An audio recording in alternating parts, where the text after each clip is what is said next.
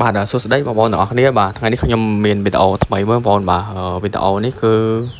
របៀបបង្កើត Apple ID ឆ្នាំ2026បងប្អូនបាទហ្នឹងហើយហើយឥឡូវនេះក៏ខ្ញុំចូលឆែក version មើល iPhone នេះបាទ version នេះឃើញថា 26.4 អ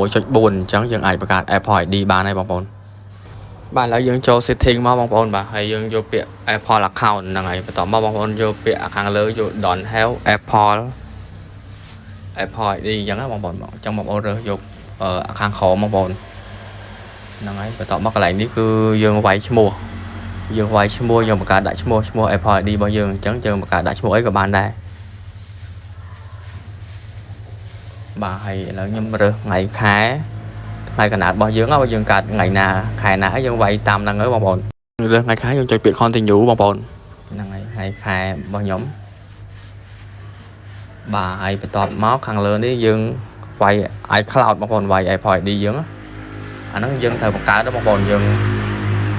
ហ្នឹងហើយនេះខ្ញុំបង្កើតដាក់ឈ្មោះខ្ញុំអក្សរធំអក្សរទូចហ្នឹងហើយហើយចឹងមកហើយយើង @icloud.com អញ្ចឹងបងប្អូនហើយអញ្ចឹងយើង email ហ្នឹងយើងត្រូវបង្កើតយើងត្រូវយកกระดาษមួយកត់ទុកបាទអញ្ចឹងយក create new បាទបន្តមកទៀតកន្លែងនេះយើងវាយ password យើងវាយអក្សរធំអក្សរទូចហើយនឹងលេខបងប្អូន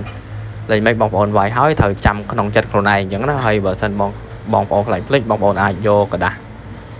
មួយប៊ិចមួយមកយកកត់ Apple ID យើងទុកបងប្អូនយើងកត់ password នឹងទុកទៅហ្នឹងហើយឥឡូវខ្ញុំកត់ password ទុកសិនបាទ password ខ្ញុំ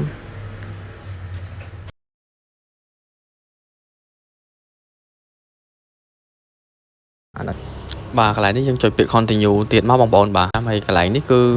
យើងវាយលេខទូរស័ព្ទរបស់យើងវាយបញ្ចូលទៅបន្ទាប់មកវាយលេខទូរស័ព្ទហើយយើងចុចពាក្យ continue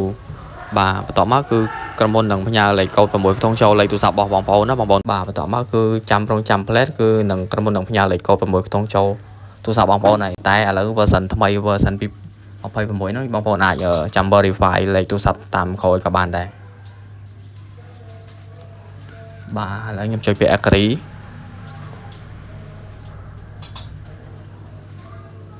ចឹងយើងរងចាំមួយផ្លែតដែរបងប្អូនហ្នឹងហើយឥឡូវ Apple ID យើង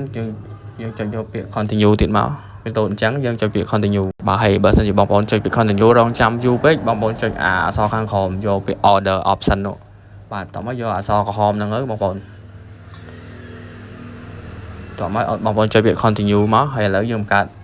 email បានហើយបងប្អូនអញ្ចឹងយើងត្រូវកត់ email ទុកអាមកជួរខាងក្រោមហ្នឹងបងប្អូនយើងកត់ទៅ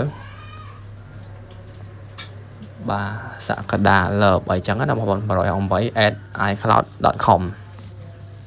អាហ្នឹងខ្ញុំបានហើយ email ហើយនិង password បាទអញ្ចឹងខ្ញុំអូសចេញសិនទៅខ្ញុំចូលមកកន្លែង setting ម្ដងទៀតបាទអញ្ចឹងឃើញថាយើងបង្កើត ID ជាប់នៅលើទូរស័ព្ទហ្នឹងបងប្អូនអញ្ចឹងយើងអូសចេញយើងចូលនៅក្នុង app store កន្លែងដែលយើង down កម្មវិធីហ្នឹងអញ្ចឹងខ្ញុំសាក down កម្មវិធីអីមួយសិនខ្ញុំ down game Popstar មួយដោយសារហ្នឹងវាមេទូច down លឿនបាទយើង down test មើលបាទអញ្ចឹងខ្ញុំពាក្យចុចពាក្យ install បន្តមកកន្លែងនេះបងប្អូនវាយ password ដែលបងប្អូនកត់ទុកមិញហ្នឹង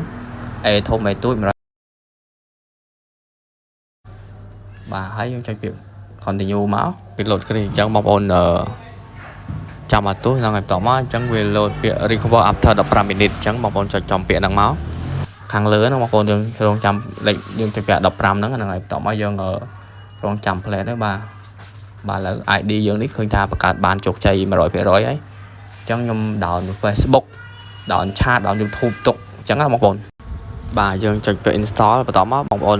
ចុចពាក្យអក្សរខាងលើចុចពាក្យ save បាទឥឡូវខ្ញុំ down Facebook បាទខ្ញុំចុចពាក្យ download អញ្ចឹង ID យើងកំពុងតែ download ហើយបងប្អូន down Facebook down chat down YouTube អញ្ចឹងយើងអាច ID នេះយើងបង្កើតបានជោគជ័យ 100% ហើយបងប្អូនបាទអញ្ចឹងបងប្អូន